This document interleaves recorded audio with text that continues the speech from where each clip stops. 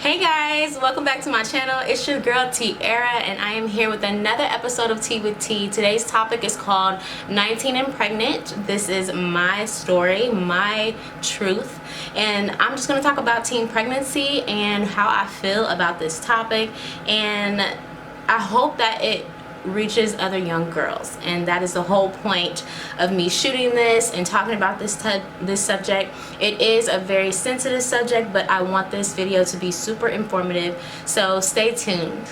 Alright, so if you're new to this channel, you may not know that I am a mother. I'm a single mother of one handsome little boy. His name is Jaden, and he was born January 2nd, 2011, and he is my pride and joy. He is super funny and handsome, and he is basically the Energizer Bunny. He is non-stop. When I tell you that he's non-stop, he's really non-stop. Like, he can go from sun up to sundown and not be tired. But Jaden is my pride and joy, and I had him at the age of 19, turning 20. And so I just kind of wanted to give you guys some back history as to my background. I was raised up in the church. My family was we are super religious. My grandparents are pastor and first lady. My cousin is the bishop of the jurisdiction. My mother and father are pastoring. So it wasn't my growing up wasn't what everybody would have thought being, you know, a case of teen pregnancy. I had the perfect childhood. I didn't have any daddy issues or whatnot. My dad is perfect. He was always there for me and my sister and my brother. This whole situation kind of shocked everybody when it happened. So I'm not going to go into detail. I've been wanting to basically figure out how I could talk about my story without giving away all of the details, because I do want to eventually write a book about my story and how everything played out, because there's so many little details that played into this that I don't want to just give away in the video, but I also want to kind of just shed light on without doing it to where everything is out there. And so just a little back history. I am not going to discuss my child's father, simply because we have no contact, and I did not get permission from him to kind of touch on what happened between us. So I'm never gonna, you know, do that without anyone's permission. But I do want to shed some light on how I went to college and how we met. So I was, let's see, it was the summer of 2009 when I lost my virginity. And growing up in the church, it was kind of like sex was something you did not talk about, really. I never heard about it through like the elders and the missionaries. All I heard was, you know, don't do it. It's a sin. So nobody ever gave, you know, us or went into detail about how sex could affect your life and what the consequences were of doing it before marriage. All I knew was it was a sin. We didn't do it. We didn't talk about it. And then that was that. So I basically went through my entire high school. I was known as like the church girl, the good girl in high school. I didn't get to go to parties. I didn't get to sleep over people's houses. My mother was just super, you know, strict on those rules. And so I didn't really get to do everything that other high schoolers were doing and partaking in. I was lucky to even go to prom. So I think that kind of played into my situation when I got off to college. So spring forward to college. In the summer of 2009 is when I did lose my virginity after I had graduated. And so it was kind of just like, I regret it to this day. I don't know why I wanted to do it. I kind of just did not want to go to college thinking that, you know, or letting people know I didn't want to go to college, you know, with the halo over my head and people thinking that I'm a good girl, and I just wanted to get rid of that stigma before I went off to college. And I just didn't really think about what I was doing. I was just like, you know, I had a boyfriend at the time. I was just like, you know, whatever. So I got to college and it was like a culture shock to me. I had so much freedom in college that I had never had before.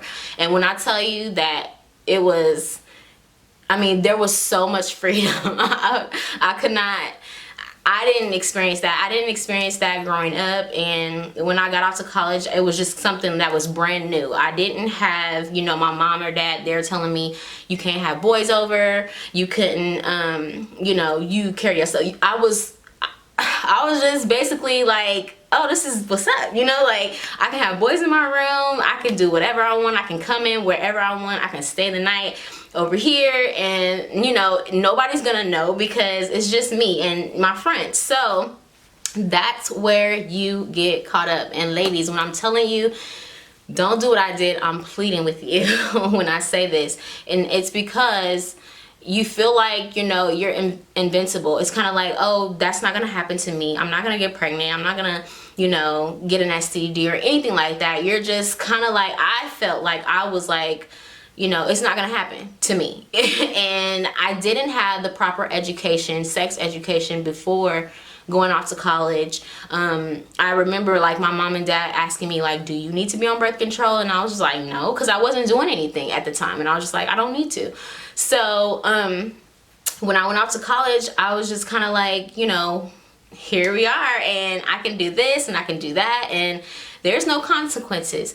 And so I ended up getting pregnant. Fast forward, I ended up getting pregnant.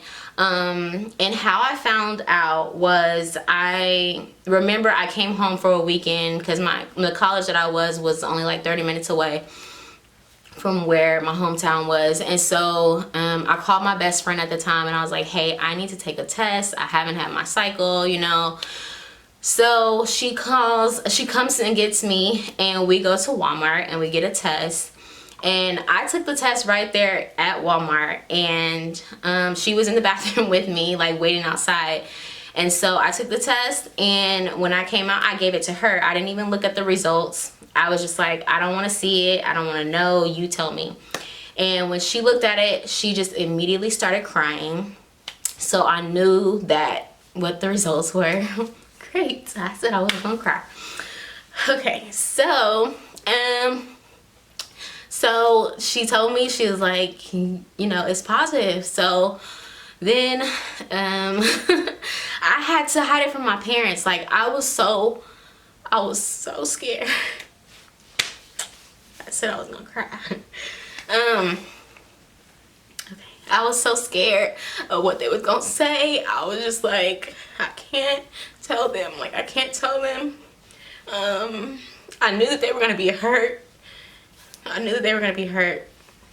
But when I did, so then when I ended up having complications, I started bleeding. And of course, as you know, like when you're pregnant, you're not supposed to be bleeding at all. And so I went to the emergency room, and I remember that night, like my mom and dad were at church. Coincidence, right? My mom and dad were at church, and I went to the emergency room, and the doctor said that I was going to miscarry. And so they did the sonogram and everything, and they found blood in the sac. And so they were saying that I was going to miscarry, and they gave me paperwork, and they were just like, you know, they just sent me home. But at the time when I was at the emergency room, I was with my best friend, and I was telling her, you know, we cannot tell my parents, we cannot call them. And she was just telling me, like, you have to call them, you have to tell them, this is it, like, you have to tell them. And I was just like, I can't, like, I cannot tell them, they're gonna be so upset. And so I was in the bed, and I was just like debating on what I was gonna do, how I was gonna handle it. And my best friend goes out, steps out, and makes a call.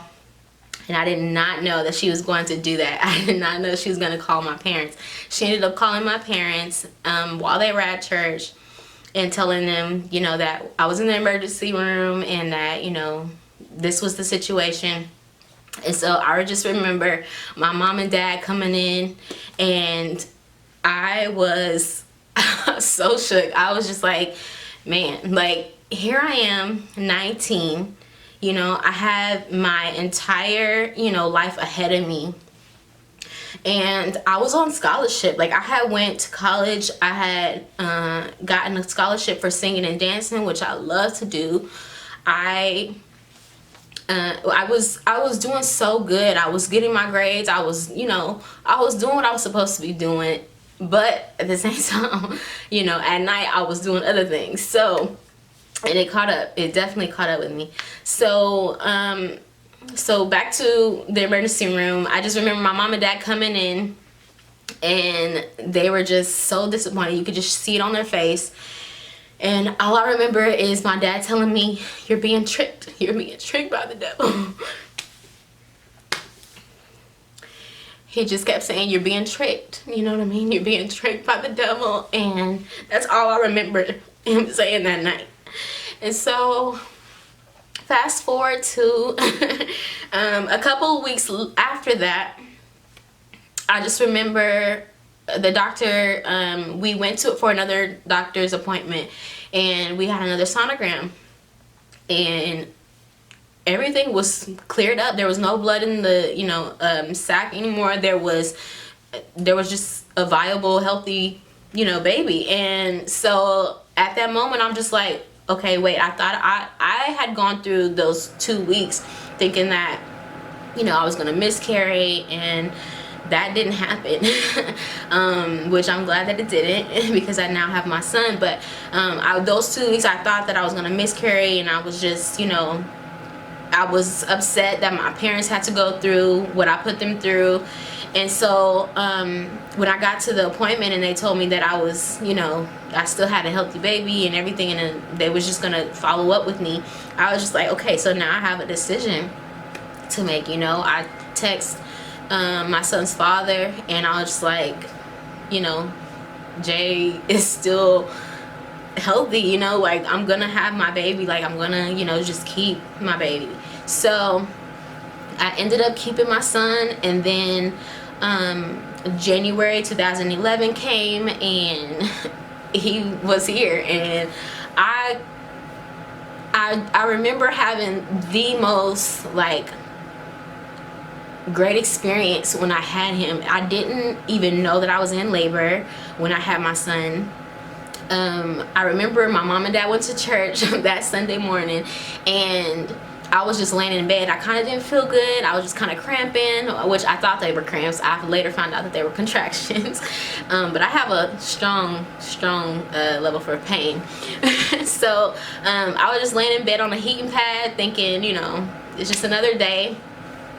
And my mom came home, and she saw that I was still in bed, and she's like, you know, how do you feel? And I was just like, you know, I still feel like I'm cramping. And she's like, I think we need to go, you know, get you checked out.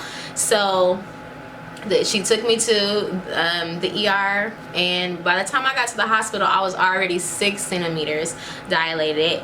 And then my son, I checked in at like 9, and my son came at like 5. So it was literally 9 to 5. And it was shocking because, of course, when it's your first child, and usually you're in labor for a long period of time. And with me, that didn't happen. I feel like it was an easy, you know, easy labor, and I was blessed to just go through it and have my son. So for the first couple of weeks, I was still kind of in shock. I was just like, okay, he's here, you know, what do I do? Do I go back to school? Do I go to work? Like, I didn't really know what to do. My parents were my biggest support system. They never ever, you know, of course at the first beginning they had their issue with, you know, my act of sin, but when my son came, everything changed. They were super supportive. My mom was like there through everything, right by my side. My sister, she was, you know, super supportive. I definitely felt bad because I had let her down, you know, as the bigger sister. I didn't want her to think that you could do this and, you know, it'd be okay. Like, I really just I still had that sense of guilt. Like, all right, I still messed up. So then fast forward to, you know, over the course of the years, my son is now 8, and through these 8 years, it has been a roller coaster. When I tell you it's been a roller coaster, I started going to college in 2009, you know, when I graduated, and then it is now 2019 and I am still pursuing my degree. So because I had my son, there has been lots and lots of consequences as to having my son young, and this is the main reason why I wanted to shoot this video.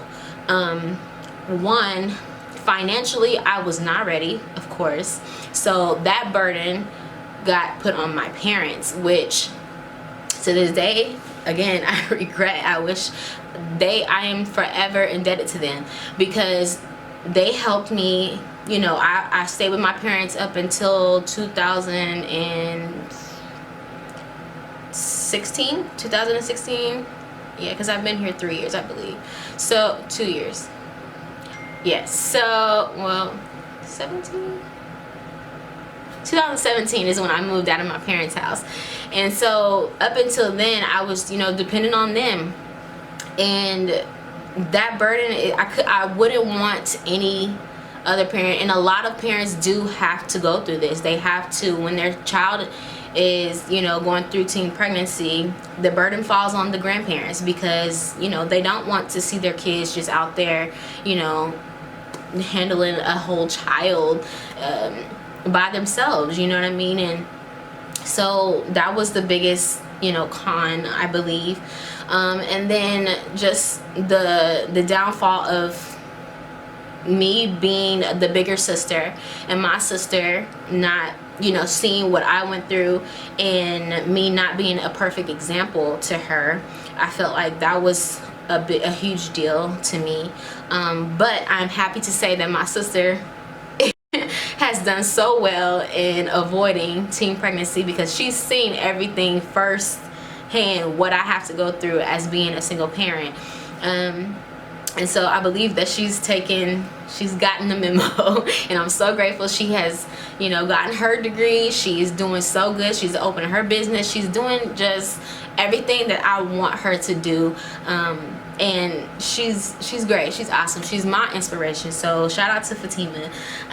But she didn't allow that to affect her, and I'm so grateful that it didn't. She's super headstrong, by the way. So can't nobody tell her nothing. So that was the second thing. But the third thing was I lost my scholarship. I lost everything. Like, my son's father, he was able to continue to go to college, play football, do whatever he wanted, and go back to Miami and live his best life. When I tell you, living his best life in Miami. And you got a whole son, you know what I mean? You got a whole son. I said I wasn't going to talk about our relationship, but anyway, so that's the biggest thing. The guy gets to do exactly what he wants to do. It's no stop for him, you know what I mean? Like, he gets to go on and pursue his life and his goals and his dreams or whatever without it affecting him. And the woman is left to, you know, handle the baby and, you know, raise them, and without help. Because that was my situation. I didn't have, the only support that I had was my parents, and so, and my sister.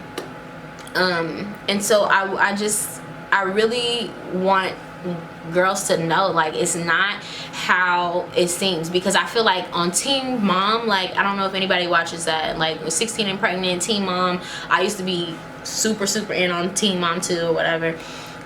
They don't show you it's glitz and glamour, like I'm telling you right now. Because they don't show you when your lights is getting cut off, or when your baby's hungry and you know what I'm saying, like, you gotta ask for this for help. They don't show you when, you know what I'm saying, like, your car is broken down, and none of those girls went through any of that. Like, they literally shot them being pregnant at a young age, and it was kind of glorified. And I feel like that's crazy to me. And I feel like this country, the US, we have the highest teen pregnancy rate from all other countries. And when I was doing my research on teen pregnancy, I feel like the reason why that is because other countries are super accepting to the idea of sex education, and we as the US, we kind of like don't talk about it, don't, you know, it's kind of like a taboo or something. It's like we don't talk about it, we don't mention it. And no, the other countries, they're hitting it hard. Like they're talking about, they're handing out condoms, they're giving you sex education in high school and in college. They want you to be aware, and because of that, their teen pregnancy rates are super low. And I don't understand why the US hasn't, you know, caught on to that. But so that's my biggest thing. I just wanted to basically shed some light. Again, I lost my scholarship. I was, you know, I wasn't able to attend. I was still able to attend the college, but I wasn't able to partake in, you know, the show choir that I was in. I had to stop my schooling. Like I was basically from then on to now, I've been stuck in between. Do I go to college and, you know, finish my courses, graduate or whatever, or do I go to work, make money so that my son is able to have a roof over his head? And so that, and it's because it's just me, I have to decide on those factors. I can't just be like, oh well, I'm gonna just go to school and, you know, my son can be taken care of by whoever. No, I have to literally, you know, this is a whole nother human being depending on me, and I don't want him, you know, growing up saying, oh my mom, he's definitely going to be able to say my mama worked 2 or 3 jobs just to make sure that, you know, I was taken care of. So it's hard. Like it's super hard being a teen mom, because I don't know what I would have done if I didn't have my parents. Like literally, when I tell you that. And this is why I'm so adamant about having this show, because what if you don't have your parents? What if you don't have someone to support you and you're 15, 16 having a baby? You're a baby having a baby. So it's like, who do y'all go to? Who do y'all, you know, run to when you're having these babies and you don't have a support system back home? Like I just want to be that support system that someone else doesn't have. And because my mother and my father were so supportive of me when I had my son young, I feel like I need to be just as supportive to the next young girl who doesn't have that. And so that's my biggest thing. I just want to shed light, because it's not easy. Like the majority of the load is going to fall on you as the mother, no matter what. Even if, you know, son's father is active in the son, or I keep saying son, daughter or son's life, it's still gonna majority fall on you. And so I just want people to be aware of the stigma about teen pregnancy. Like it's still skyrocketing, it's still, you know, happening. I work in labor and delivery, and it breaks my heart to see 15-year-olds like checking in, and I'm like, where is your mother and father? Like they just come in and they check in, and you know, and it's just like it's a shock, because I'm like, I couldn't handle this at 19, and here you are 15 years old having a baby, and it hurts me, like, because I already know what they're gonna go through. So I just want to be that big sister and just say, don't do this. Like keep your virginity. If you're not a virgin, if you are sexually active, maybe you know, your religion has not talked to you about it, you know, or maybe you're not a religious person and you just feel like you can do whatever you want. There's other consequences other than just pregnancy. There's STDs, and there are other situations and complications. Childbirth is not easy. Like for me, it was super easy because I was just blessed to have a good, you know, a good 8-hour labor. But it's not easy. I work in labor and delivery, and I'm able to see the downfalls and the other side of, you know, the delivery process. And it's not easy. It's super hard on women's bodies. It's super hard on, you know, girls. And so I just literally want people to be aware, like, if you are a young girl and you're going off to college, I wish I could talk to y'all. Like, if you're a young girl going off to college, please leave these brothers alone. I'm telling you, I was there. I know how it is because I was a small town girl.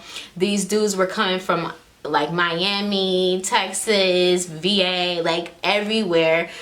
Everywhere you can imagine. It's like, ooh, hold on. You from Miami? I want to see what you about. I want you to see how I am. You know what I mean? Like, it's a whole like glitz and glamour, but I'm telling you, this ain't what you want. Like, I'm dead serious. I'm laughing, but I'm so serious. Like, this is not the life that you want. Like, because at the end of the day, it's cool when y'all doing whatever in the dorms, and you know, it's all glitz and glamour then. But baby girl, it's not what it's cracked up to be. I'm telling you. I just want y'all to save yourselves for marriage. Save yourselves for that perfect husband that, you know, God has wanted you and God has created you to be with. If I could do it all over again, of course, my son is the best thing that's ever happened to me, and I believe that he is here for a reason. So stay tuned, y'all, because I'm telling you, this kid that I got, he going somewhere. So I'm telling you, I honestly believe that my story is very unique, and my son is here for a reason. But I definitely would do everything all over again. I would take away the act, not my son. I would take away the act of what got him here. I wouldn't want to, I don't regret having my son, because of course he's the best thing ever. But I do regret having, you know, intercourse, premarital intercourse, as the church would say, because I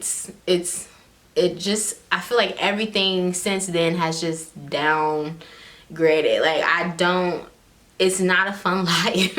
It's not as fun as it should be, I should say. I don't get to, you know, travel and do whatever. I was 19 when I had him, so I didn't get to experience my 20s the way I should have. I should have been out with my girlfriends, you know what I mean? Like, traveling, doing whatever, experiencing things that I wanted to, you know, like different places in the world. I should have had my degree by now. I should be traveling, singing, doing whatever my heart desires. But because I had my son early, I had to step away from all that and kind of just put my stuff on the back burner and say, all right, I need to work. I need to go to work. I need to provide.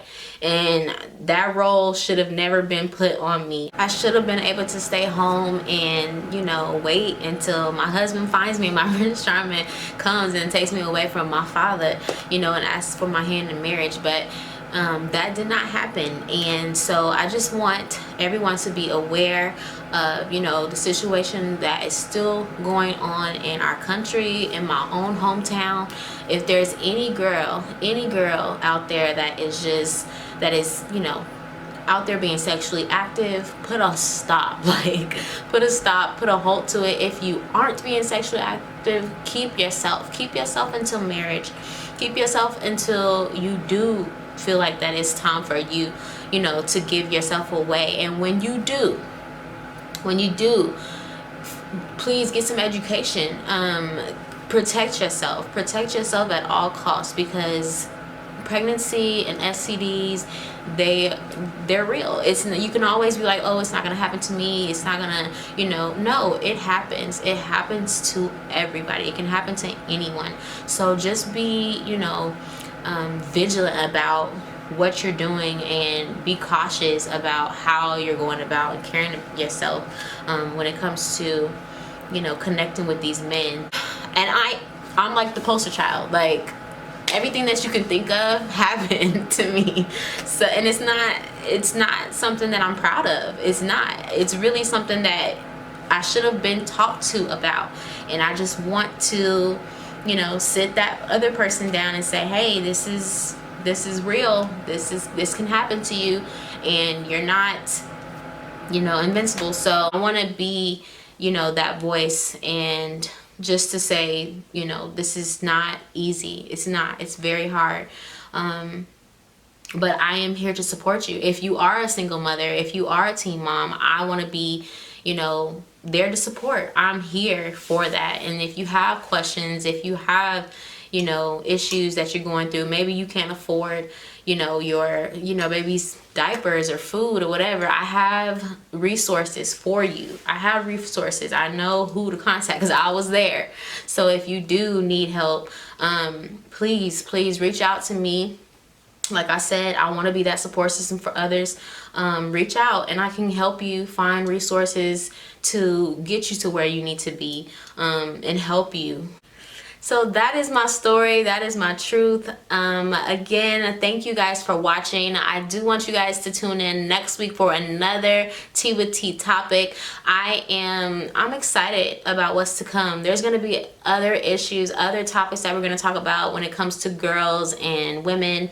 And so far, I'm excited. I do want for my followers to engage a little bit more. If you have questions, if you have comments, if you have certain topics that you want to see me talk about, please drop down below. My email is in my bio. All of my social media connects and handles are in the bio as well. I want to link with y'all. I want to link with the women, the girls. Let's have a discussion.